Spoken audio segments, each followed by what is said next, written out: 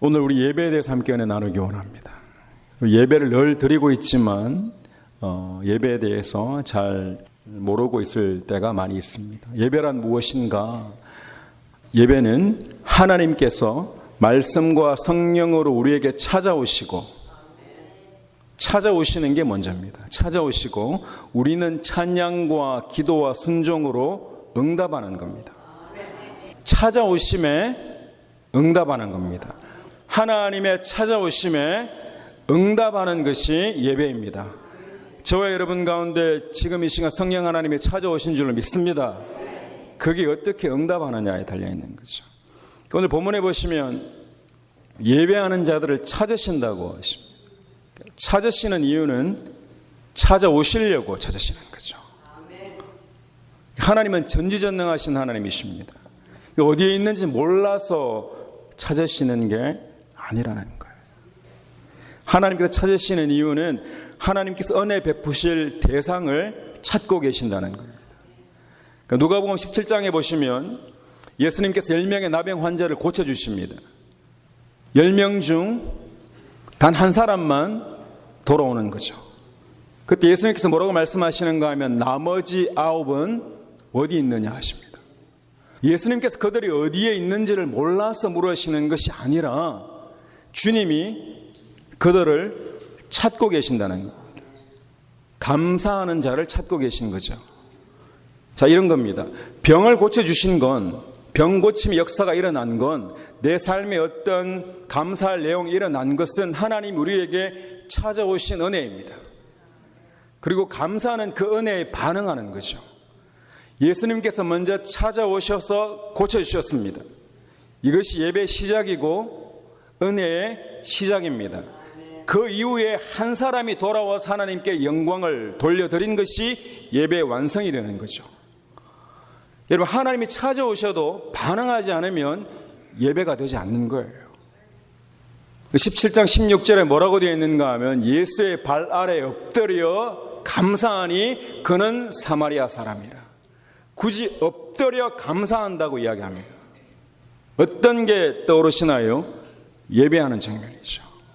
여러분, 이 예배를 통해서 구원이 있을 거라고 말씀하십니다. 여러분, 예배를 통해서 영원한 생명으로 나아가는 줄 믿습니다. 예배를 드릴 수 있느냐 못 드리느냐이죠. 우리 인생 가운데 찾아오시는 하나님이란 말이에요. 근데 어떻게 반응하는가에 따라 참된 예배가 되기도 하고 그렇지 않을 수도 있다는 겁니다. 하나님은 지금 이 시간에도 감사하는 자들을 찾으시는 이유가 여기에 있습니다. 예배자를 찾으시는 거죠. 성경이 왜 그렇게 감사를 중요하게 여기는가? 그 이유가 여기에 있습니다. 여러분, 하나님이 찾아오셔도요, 하나님이 우리에게 은혜를 베푸셔도 우리가 반응하지 않으면 예배가 되지 않습니다. 하나님은 우리를 예배자로 부르신 거거든요.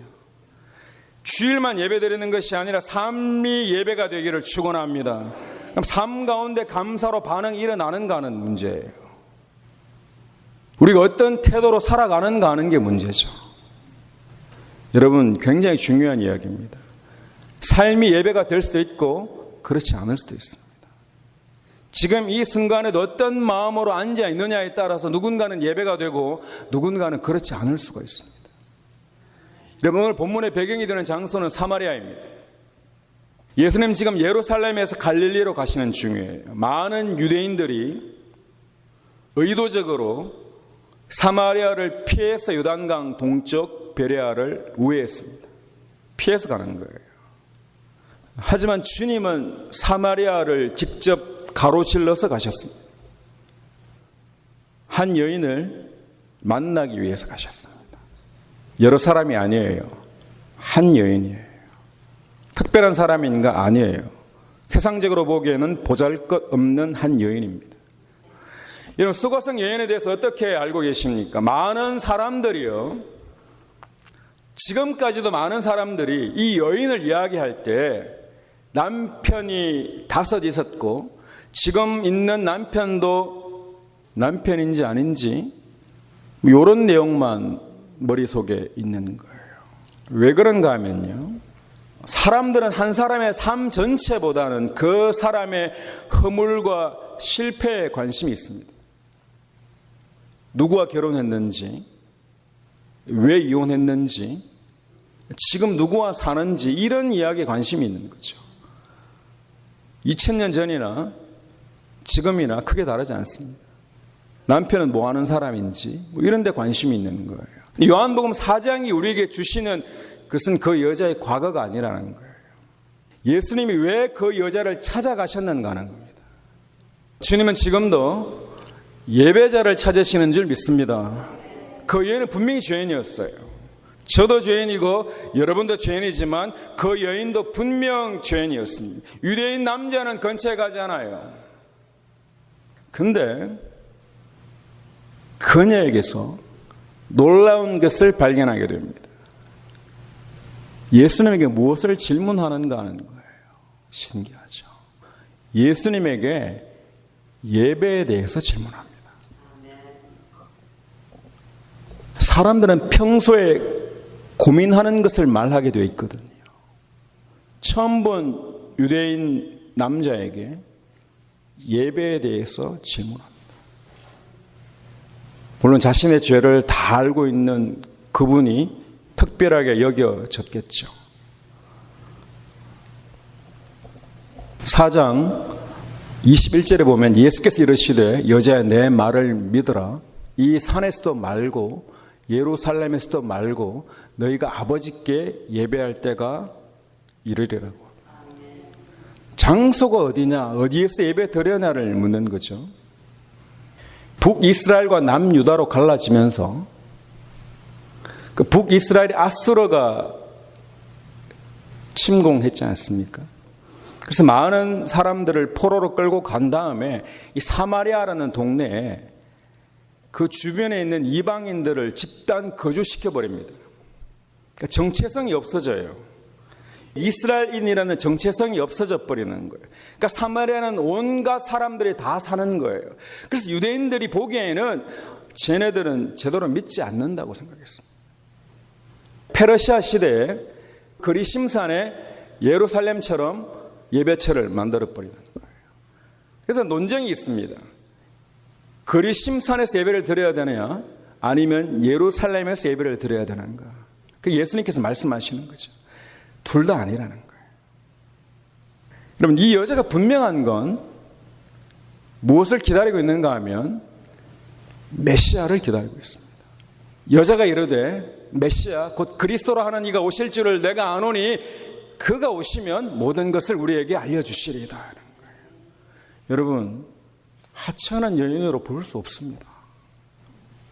남편 몇 명 있는 그런 데 관심을 가시는 게 이 여인의 마음속에는 최소한 예배에 대해 갈급함이 있고 메시아에 대한 갈망이 있습니다.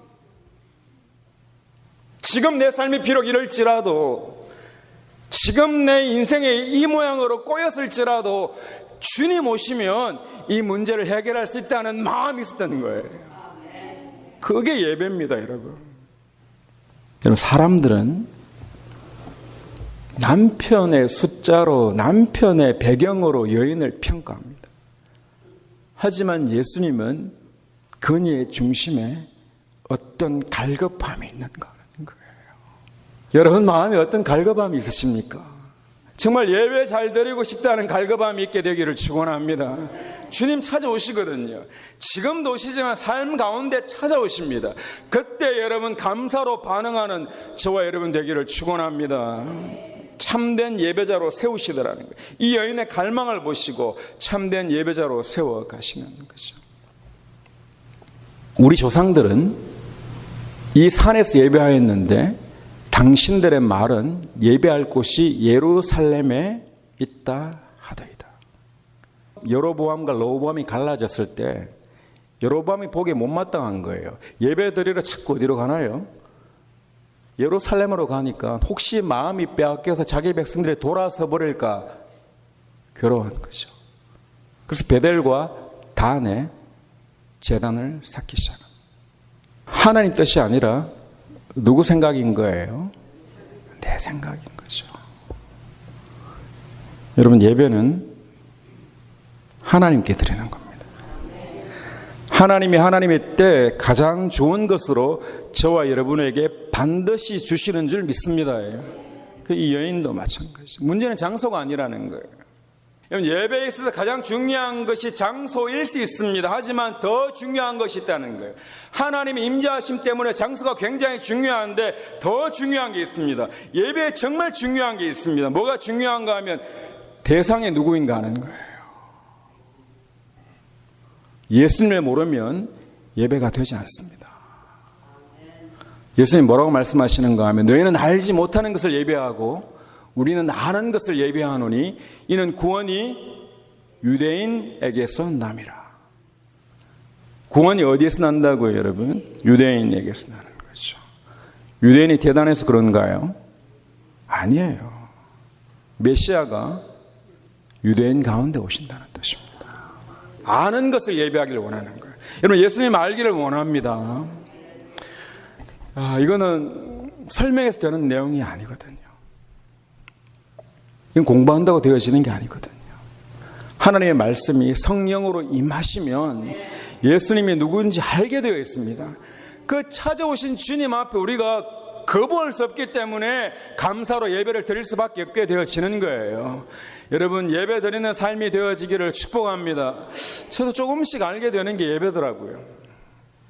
신앙생활을 하면서 조금씩 더 알아지는 게 이게 왜 삶 가운데 예배인가? 이론적으로는 알았죠. 근데 실제 그렇더라고요. 왜냐, 순간순간 주님이 찾아오시는데 그때 나는 어떻게 반응하고 있는가 하는 것이 예배라고요. 혹시 여러분 나머지 9명처럼 하나님께 감사를 드리지 않고 그냥 여러분의 인생을 여러분 뜻대로 사는 것으로 만족하시지 않습니까? 하나님 이거 해주셨습니다. 맞아요. 하나님이 이거 주셨습니다. 맞아요. 하나님 우리에게 이런 것을 주셨습니다. 맞아요. 병 고쳐주셨잖아요. 맞아요. 근데 돌아와 엎드려 감사하고 예배하는 사람은 한 사람이었던 거죠. 여러분, 저와 여러분의 삶이 남은 인생 가운데 삶이 예배가 되기를 축원합니다. 여러분, 예배가 되어지면 복은 따라오게 되어 있습니다. 여러분, 구원은 오직 예수 그리스도에게서 오는 줄로 믿습니다. 예배는 예수 그리스도를 통해서 하나님께 나아가는 거예요. 대상이 누군지를 알아야 된다는 거예요. 주님이 내게 찾아오시는 것을 알아야 됩니다. 여러분, 로마서 12장에 뭐라고 말씀하시는가 하면 너희 몸을 하나님이 기뻐하시는 거룩한 산 제사로 드리라고 하십니다. 여러분, 예배는 하나님께 드려야 되는 거죠. 시간을 드리고 몸을 드리고 마음을 드리고 삶을 드리는 겁니다. 그래서 마가복음 12장 30절에 보면 내 마음을 다하고 목숨을 다하고 뜻을 다하고 힘을 다하여 주 너희 하나님을 사랑하라고 하시는 거죠. 여러분, 우리는 받아야 된다고 생각합니다. 굿판이 끝나면 뭔가 떨어져야 된다고 생각하는 거예요. 아니거든요. 이미 우리에게 영원한 생명을 복으로 주신 줄로 믿습니다. 여러분, 예배를 통해요, 그 크신 하나님의 은혜에 감격하고 감동해서 주님 앞에 감사가 표현되어지는 그런 예배가 되기를 축복합니다. 이게 참된 예배라는 거예요. 당연히 하나님이 베풀어 주시죠. 그건 하나님의 주권이란 말이에요. 그래서 예배에는요, 각기 다른 모습으로 정성이 필요하고 헌신이 필요하고, 여러분 교회나 성도들을 향해서 여러분 헌신한 거 절대 허투루 가지 않습니다. 예전에 미국 교회에서 오늘 같은 날씨에 정장을 입고 예배를 드렸습니다. 에어컨은 물론이고 선풍기도 없었던 시절입니다. 어린 아이부터 할아버지 할머니 이르기까지 정장을 입고 앉아 계시죠. 물론 옷을 잘 입는 게 전부가 이런 뜻이 아니에요, 여러분. 사람에게 보이는 게 전부가 아니라 하나님께 마음을 드리는 한 표현이었습니다. 그래도 준비하는 마음으로 오겠다는 표현이었습니다.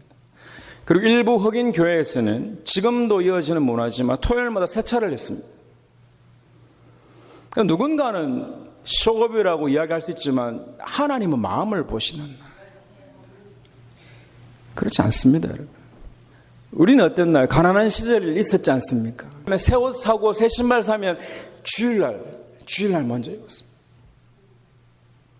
어릴 때 옷 사주시면 주일날 먼저 입었습니다. 헌금에도요, 어머니가 다려주셨거든요. 여러분, 돈 다린다고 금액이 달라지나요? 비웃죠? 주님 몰라서 그렇습니다. 하나님께 드리는 것을 구별하는 마음으로 드리는 거예요. 여러분, 사람이 전부라고 생각하고 이 땅이 전부라고 생각하면 이 자리에 앉아 있을 필요가 없겠죠. 여러분, 하늘나라가 있고 영원한 생명이 있고 하나님이 저와 여러분과 함께 하시는 줄로 믿습니다. 여러분, 헌신이 쌓이는 겁니다. 10년이 쌓이고 20년이 쌓이고 한 대가 쌓이고 두 대가 쌓이는 거예요. 사람 앞이 아니에요, 여러분. 여러분, 10불을 하시든지 5불을 하시든지 관계없습니다. 하나님은 금액을 보시는 게 아니에요. 하지만 하나님 앞에 부끄러움이 없는지는 내가 확인하는 거죠.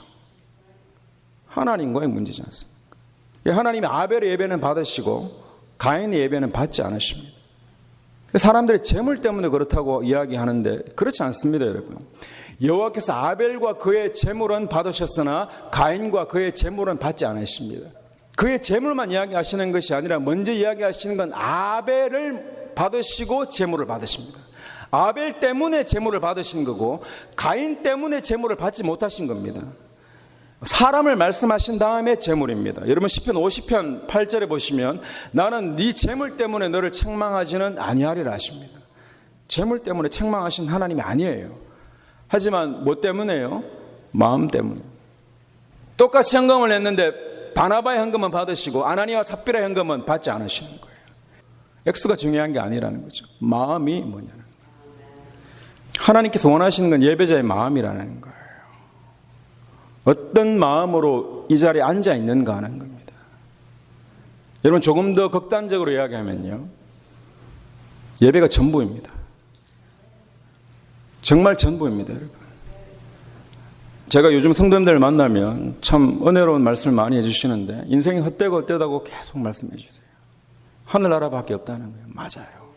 맞아요, 여러분. 맞습니다. 하나님밖에 없습니다. 영원한 생명밖에 없어요. 그러면 예배를 통해 하나님 나라로 가게 되는 줄로 믿습니다. 예배가 살아나면 가정도 살고 사역도 살고 전도도 살고 다 살아나는 거예요. 하나님은 오늘도 예배를 찾는 게 아니에요. 예배자를 찾고 계십니다. 하나님은 예배자를 찾으십니다. 똑같은 공간에 있는데 가인은 안 되고 아벨은 되는 거예요. 장소 문제가 아니라는 거예요. 인간의 열심만으로 만들어지는 게 예배가 아닙니다. 도 닦는 게 예배가 아니거든요. 관계잖아요. 하나님의 사랑에 감격하고 감동해서 표현되어지는 삶을 예배라고 이야기하는 거죠. 여러분, 하나님과의 관계가 회복될 때마다 성경에 보면요, 가장 먼저 회복되는 게 있습니다. 성막이 세워질 때에도, 성전이 재건될 때에도, 히스기야와 요시야가 종교개혁을 할 때에도, 포로 귀환 후에도 제일 먼저 하나님이 회복시킨 게 뭔가 하면 예배를 회복시키십니다. 여러분, 가정 문제 있나요? 문제 없는 가정 없습니다. 예배가 살아나기를 축원합니다. 별거 아닌 것 같죠? 굉장히 중요합니다, 여러분. 체념하고 계신가요? 그냥 말로 예배를 막아버리는 거예요. 하나님의 찾아오심을 내가 막아버리는 거죠. 우리가 예배자가 될 때 우리의 삶 전체가 하나님께 드려지는 산 제사가 되는 거죠. 내 말이 예배고, 내 표정이 예배고, 내 태도가 예배더라고요. 왜냐? 하나님이 삶의 순간에 오시거든요. 여러분, 다른 사람 예를 들어서 험담하고 있는 동안은 예배가 되지 않는 겁니다. 인생 가운데. 아차 해야 됩니다, 여러분. 왜? 이거 지금 하나님과 나와의 문제예요. 하나님이 아시면 하나님이 복을 주시는 줄로 믿습니다. 가정과 일터에서 살아가는 삶 전체가 하나님께 드려지는 예배라고 말씀하시거든요. 뭘 받아내겠다가 아니라 하나님은 정말 우리를 사랑하셔서 독생자 아들을 주신 하나님이에요. 그게 반응하지 않고 있어요. 돌아오지 않는 자가 우리라고요. 오늘 아침에도 올까 말까 고민할 수 있죠. 오신 분들 주님의 은혜인 줄로 믿습니다. 내가 온 것 같지만 그렇지 않습니다. 여러분, 사마리아 여인에게 하신 말씀 핵심은 이거예요.